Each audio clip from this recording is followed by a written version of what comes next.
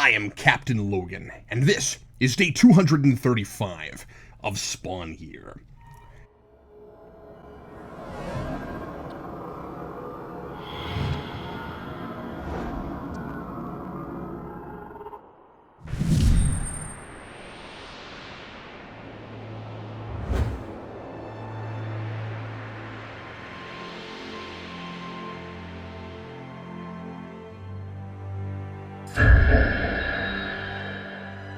Today's issue is a morality play about greed, with the age-old message of every man has his price.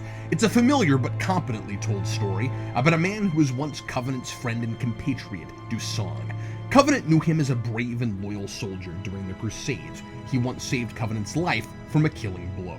But as committed as Dusong seemed to be to God and Covenant's supposed righteous cause, he was more committed, secretly, to the amassing of wealth while on the road. Dusong becomes so corrupted by greed that he betrays his camp's position and the enemy, Covenant's camp, for a measly pouch of coins. Covenant's group is ambushed, and all but a few soldiers and their general, Covenant, is lost. When Dusong finally returns to his home, he is heartbroken to learn of the deaths of his son and his wife. His son died in a mysterious drowning incident, and his wife died of, quote, consumption. So Dusong blames God for his bad fortune, believing God took the lives of his family to punish him. And even though he knows how unspeakable his own acts have been, he renounces God as a, quote, blind old fool, and drowns himself in his sinful life, continuing to spend his ill-gotten booty on booze and women. He clearly finds no joy in any of it, and I think is punishing himself further by constantly reminding himself what kind of pathetic, cowardly, heartless man he's turned himself into. He says he has no regret, but years later, when Covenant comes to him in his dreams as Spawn, all of his remorse comes out. At the end, Spawn seems to have killed Dusong's fiendish drinking buddies, poisoned by the wine they had drunk. Wine continuously represents the trivial, material possessions Dusong gives up his honor and integrity and character for, and both God and now a representative of the devil have punished him, not by killing or directly harming him, but by taking the lives of people he cares most for, because his actions led not to Covenant's death, but to the death of his friends. The question at the end is how much Dusong ever really cared about anything but wealth. No matter how much damage he causes, no matter how many people die because of him or in order to punish him, Dusong is incapable of changing his ways. There's a sort of epilogue on the final page where Dusong is an old wreck, like Cagliostro with arthritis, and Hogwin suggests he's in hell because of the red background at the beginning and because he tells his story to ghosts.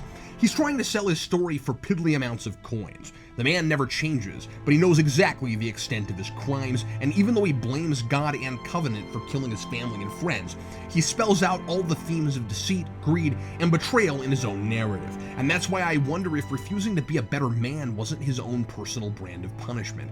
He's a man who had everything and nothing. He lost his family, which he wasn't directly responsible for at all unless he's right and God purposefully did that to him. It's likely that was all just bad, unfortunate circumstances, and the money never makes him feel better. Like Spawn, all he has left now is his guilt and his power. It's a simple, straightforward story. Every man has his price, and all actions come with a price. Like in the first arc, we have a bard relaying the story to a crowd as our framework conceit, and I somewhat resist the reveal at the end that the person who the story's about is the one telling the story.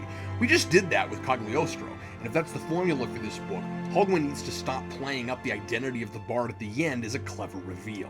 With this framework, I expect more words than in your average comic because we're reading a storyteller telling his tale, but the amount of language is still excessive, and sometimes the pacing suffers because Hogwin seems to be too focused on showing off his medieval lexicon.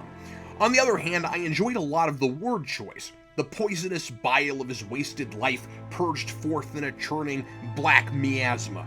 The only other writer I've ever seen bust out miasma is John Flansburgh of They Might Be Giants. There are also some careless editing mistakes in this one. In his dream, Dusong's son comes to him and asks, was it worth it? But the line, don't you recognize me, father, is coming out of Dusong's mouth. Oops.